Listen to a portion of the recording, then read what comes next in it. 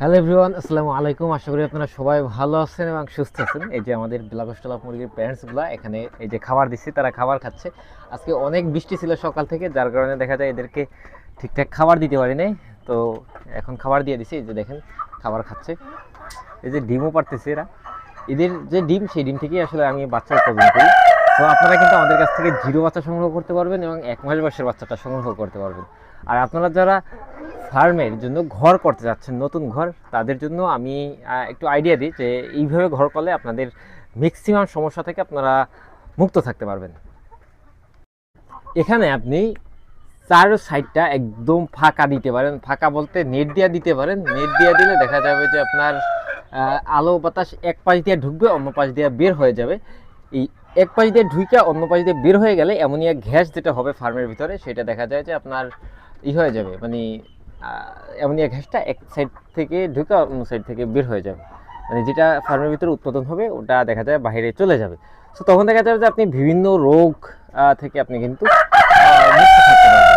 আপনারা যারা ফার্মিং করেন আপনারা জানেন মোটামুটি যে ফার্মে অ্যামোনিয়া গ্যাসের প্রভাবটা আসলে কিভাবে বিস্তার করে এবং এই অ্যামোনিয়া গ্যাসের জন্য আমরা কি পরিমাণে লসের সম্মুখীন হই, এটা কিন্তু আপনারা যারা খামারে আছেন তারা নিশ্চয়ই জানেন।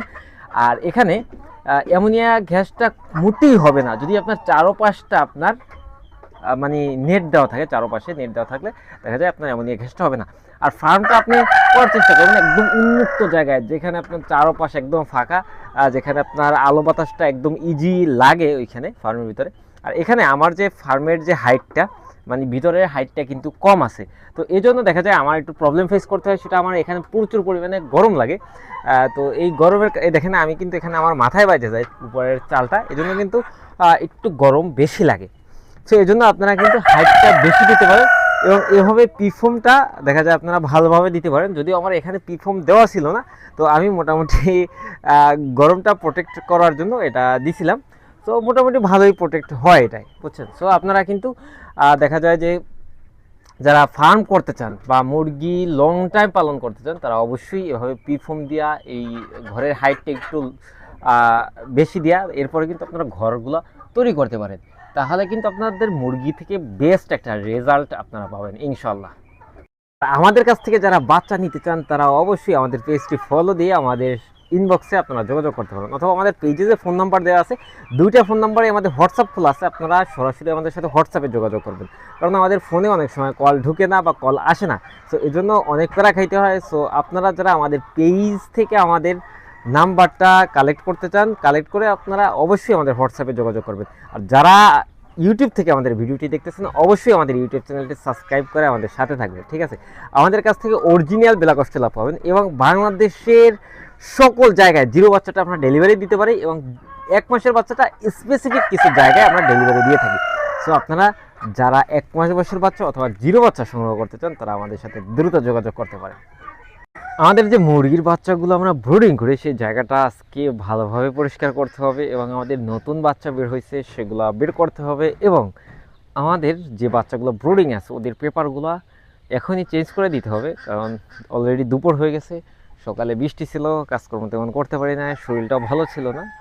সো এখন এই জায়গাটা মূলত আমি বাচ্চাটা প্রথম 5 দিন রাখি, এরপরে দেখা যায় এটাকে আমি খাঁচার ভিতরে নিয়ে যাই, কারণ খাঁচার ভিতরে মুরগি পালন করা খুবই ভালো, কারণ খাঁচার ভিতরে মুরগি রাখলে মুরগির রোগ ব্যাধি অনেক কম হয়। আর এই বাচ্চাগুলোকে এখন পর্যন্ত খাবারও দেয়নি, এটাকে মাত্রই বের করে নিয়ে আসছি। এখানে খাবার দিব, পানি দিব। এই যে অল্প বাচ্চা এখানে এই বাজে, মানে খুবই অল্প ডিম দিচ্ছিলাম। এটা মূলত আমাদের এক্সট্রা কিছু ডিম ছিল, ওই ডিমগুলো পরবর্তীতে এখানে দিয়ে দিছিলাম, পরে এই জন্য অল্প কিছু বাচ্চা বের হয়েছে। সো আপনারা এটা অল্প যারা বাচ্চা নিতে চান, আমাদের বরিশালের আশেপাশে বা বরিশালের ভিতরে যারা অল্প বাচ্চা নিতে চান তাদেরকে কিন্তু আমরা অল্প বাচ্চা দিতে পারবো। সো আপনারা বরিশালের ভিতরে যারা অল্প বাচ্চা নিতে চাচ্ছেন তারা আমাদের ইনবক্সে যোগাযোগ করতে পারেন অথবা আমাদের সাথে ফোনেও যোগাযোগ করতে পারেন। তো সকাল থেকে আসলে অনেক কাজ করা হয়েছে, রুমটাকে ক্লিন করা হয়েছে মোটামুটি, দেখা যায় এটাকে আরও ক্লিন করতে হবে, এখানে আরও অনেক কাজ আছে। সো কাজগুলো আস্তে আস্তে শেষ করতে হবে। এখানে দেখেন এই যে আমাদের ব্ল্যাক অস্ট্রেলিয়া মুরগির এই বাচ্চাটার ব্রুডিং প্রায় শেষের পথে। আপনারা যারা 1 মাসের বাচ্চা আমাদেরকে বুকিং দিয়েছেন অলরেডি প্রায় অনেক বাচ্চাই বুকিং আছে। 1 মাসের বাচ্চাটা এটা দেখেন, এটা প্রায় বুকিং শেষের পথে। আর এখানে আমাদের কিছু বাচ্চা আছে যেটা বিক্রি, মানে অনেক বাচ্চা ছিল এখানে, প্রায় 150 বাচ্চা ছিল। সো সেই বাচ্চাটা বিক্রি করার শেষে আমাদের এখানে 17-18 পিস বাচ্চা আছে। সো আপনারা যদি এই বাচ্চাটা নিতে চান, তো এটা কিন্তু একটু কম প্রাইসে ছেড়ে দিতে পারবো। এখানে দেখা যায় কত 16-17 পিস বাচ্চা আছে। সো আপনারা যদি এই বাচ্চাটা নিন, তাহলে কমেন্টসে আমাদের ফোন নাম্বার দেওয়া আছে, ওখান থেকে সরাসরি আমাদের সাথে হোয়াটসঅ্যাপে যোগাযোগ করতে পারেন। আর এখানে যে বাচ্চাটা, এখানে লাইটটা দেওয়া হয় না এখনও, এটা একটু পরে লাইট দিয়ে দেবো। এখানে দেখেন এই বাচ্চাটার কিন্তু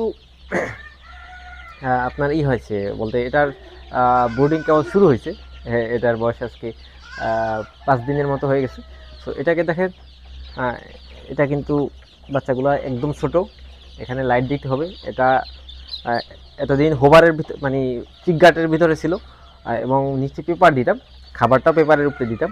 সো আজকে থেকে এটার খাবার পাত্রে খাবার দিব, এবং এখানে মুরগিগুলা যে নিচে, মানে বিষ্ঠাটা নিচে চলে যাবে, কারণ পেপারের উপরে পেপারটা খুব দ্রুত ভিজে যায়। আর এখন যদি লিটার ইউজ করি, বাচ্চাটার বয়স 5-6 দিন, তো এখানে যদি আমি লিটারটা ইউজ করি, লিটার ইউজ করলে দেখা যাবে যে মুরগি বাচ্চাগুলো ম্যাক্সিমাম আপনার অসুস্থ হওয়ার চান্স থাকবে। শুধু লিটার থেকে যে জীবাণুগুলা মুরগিগুলোকে আক্রমণ করবে, বাচ্চাগুলোকে আক্রমণ করবে, সেই আক্রমণের কারণে বাচ্চাগুলো অসুস্থ হয়ে যাওয়ার চান্স থাকবে। এবং কক্সিডিওসিস যেটা মেইন সমস্যা, দেখা যায় ব্রুডিং শেষ করেই যদি কাঠের গুঁড়া বা লিটারটা ইউজ করা হয়, তাহলে আপনার কক্সিডিওসিস এই রোগটা কিন্তু সবথেকে বেশি হয়।